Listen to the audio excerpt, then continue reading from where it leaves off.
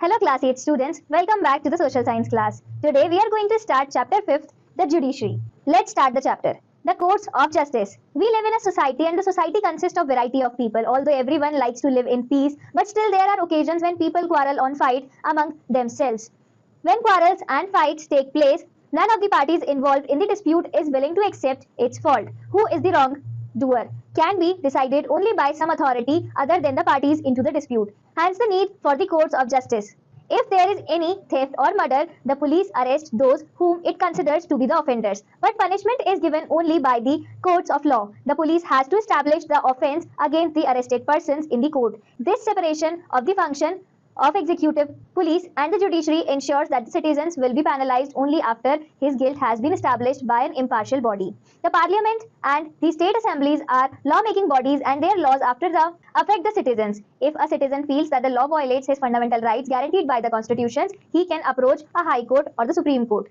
These courts can even nullify the laws passed by the legislature if in their opinion it infringes the constitutional rights of the citizen. Civil and criminal cases. There are two types of cases. Those concerned with property, contracts, damage to goods in transit, etc. are called civil cases. The other cases involving theft, robbery, rape and murders are said to be criminal cases. The Supreme Court. It is the highest court in the country. All other courts in the country are subordinate to it. At present, the Supreme Court of India has a Chief Justice and 23 other judges. Their number can be changed by an Act of Parliament. The Supreme Court is located in New Delhi. Renowned lawyers and jurists are appointed judges of the Supreme Court by the President. The President of India appoints the Chief Justice of India. In the appointment of other judges, President has to consult the Chief Justice of Supreme Court. Qualification for appointment as a judge of Supreme Court. A judge of the Supreme Court must be citizen of India. He must have legal training and background. He must either be a judge of the High Court or an advocate of the High Court of not less than 10 years standing. The President has the power to appoint a person as a judge of the Supreme Court if he does not have any of the above mentioned qualification but is in the opinion of the President an eminent jurist. Service conditions. Judges of the Supreme Court hold office till they attain the age of 65 years. Once appointed, they cannot be removed from office except through the constitutional procedure, which is very difficult to go through. The misbehavior has to be established by a resolution of the Parliament passed by a 2/3 of majority of members. This security of service is essential to give them the independence. They do not have to be afraid of the party in power or of any individual, howsoever powerful. The Chief Justice of the Supreme Court receives a handsome monthly salary. The salary is revised from time to time. They are also given other allowances in addition to rent, free accommodation. They are also entitled pension after superannuation. Powers of the Supreme Court. The Supreme Court is the guardian, protector and the defender of the constitutions. It can hear both civil and criminal cases. It has fourfold jurisdiction. First, original jurisdiction. The Supreme Court can hear some cases for the first time directly. If any individual feels that an action by the individual or state violates his fundamental right, he can directly approach the Supreme Court. The Supreme Court also hears disputes involving any question of law or act between the Union and the states or the states among themselves. Appellate Jurisdiction. The Supreme Court hears appeals against the decisions of the High Court. It is the final court of appeal. Advisory Jurisdiction. The President of India can consult the Supreme Court in any matter of public importance for advice. He may also refer any bill passed by the Parliament to the Supreme Court for advice. The President, however, is not bound to the advice of the Supreme Court. Court of Record. The judgments of the Supreme Court are quoted by lawyers while pleading cases before other courts. The judgments of the Supreme Court are given a great weight and regarded as case law by the lower courts throughout the country. High Court.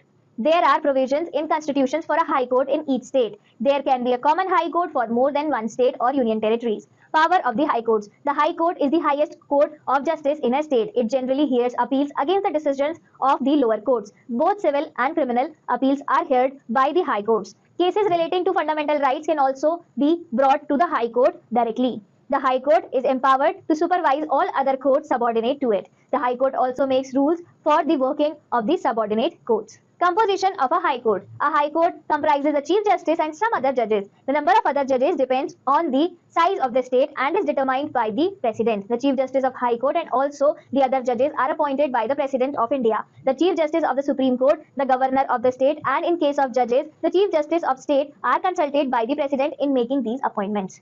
Service condition of High Court judges. Judges of High Court hold offices till they attain the age of 62 years. They can be removed from office only in the manner applicable to judges of the Supreme Court. For being appointed as a judge of the High Court, a person must be a citizen of India and has held the office of a session judge for at least 10 years. Advocates of High Courts with at least 10 years service are also eligible. The Chief Justice and other judges of the High Court receive a monthly salary besides other allowances. They also get free residential accommodation. Their salary and allowances are revised from time to time. Independence of the High Court. The judges of the High Court are expected to maintain a very high standard of impartiality. The citizens have high hope and faith in their judgments. It is very important that issues relating to their transfer and promotions are dealt with a manner that encourages them to discharge their duties without fear or favor. The Subordinate Courts. Every state is divided into districts. Generally, each district has a court called the district court. This is presided over by the district judge, who is also known as the session judge. Session judge appeals against the decisions of the lower courts in both civil and criminal matters. There are separate lower courts for hearing civil and criminal cases. The civil cases are usually decided by the sub-judges and munsifs. The criminal cases are decided by the magistrates. There are three classes of magistrates: class 1, class 2 and class 3, and they have different powers and functions. In the village, some disputes can be settled by the Nyay Panchayats. The appeal against the decisions of the subordinate courts can be made in the district court. Decisions of the district courts are heard by the High Court. This is the judicial structure of India. You can see the highest authority is Supreme Court, and then the lower authority is High Court. Under High Courts there are civil courts and there are criminal courts also. Lok Adalats. There are provisions of Lok Adalats in our constitution. These Adalats provide for legal redressal. If any citizen feels that his rights have been denied, there are law courts from the village panchayat to the Supreme Court of India. However, it takes a long time for cases to be decided by courts. Often, the relief granted becomes useless due to the decision being delayed for many years. A person gets killed in a rail accident. His family is entitled to compensation under the provisions of the law.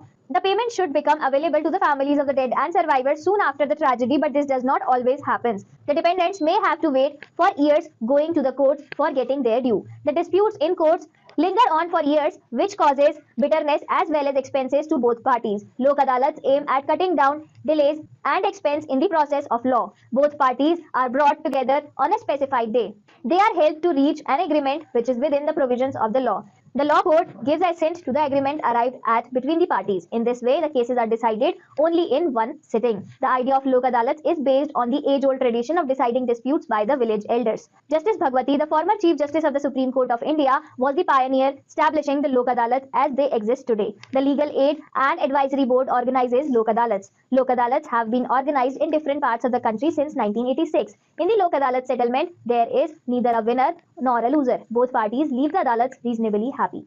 Role of the police and courts. Maintenance of law and order. The maintenance of law and order is the most significant function of the police, which comes under administration. The collector or district magistrate, who is also designated as deputy commissioner, maintains law and order with the assistance of the police headed by the superintendent of police. The superintendent of police at the district headquarters is mostly an officer of the Indian Police Service (IPS). The district is divided into 5 or 6 circles under the charge of a circle. Each circle has up to 10 police station, thanas. Each police station is headed by a police inspector or sub-inspector, sometimes called station house officers (SHO). Under each thana, there are some police personnel.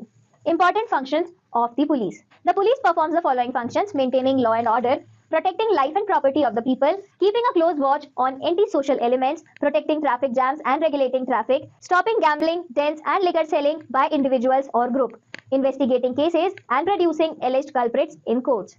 Do you know, a Lok Adalat is presided over by a retired judge along with 2 other members, usually a lawyer and social worker. Police structure in a district. SP4, DSP4, Inspector 4, SI4, ASI4, Head Constable 4, Constable. First Information Report, FIR. Meaning of FIR. FIR is a written document prepared by the police when it first receives information about a cognizable offence. It is a complaint launched with the police by the victim or by someone on his/her behalf. Importance of FIR. It is a very crucial document as it puts the process of criminal justice in motion. After the FIR is registered at the police station, the police takes up investigation of the case. The person who makes complaint has the right to demand the information recorded by the police to be read to him or her. Directive of Supreme Court on FIR. The Supreme Court has directed that the police must register the complaint of the person who approaches the police station for this purpose.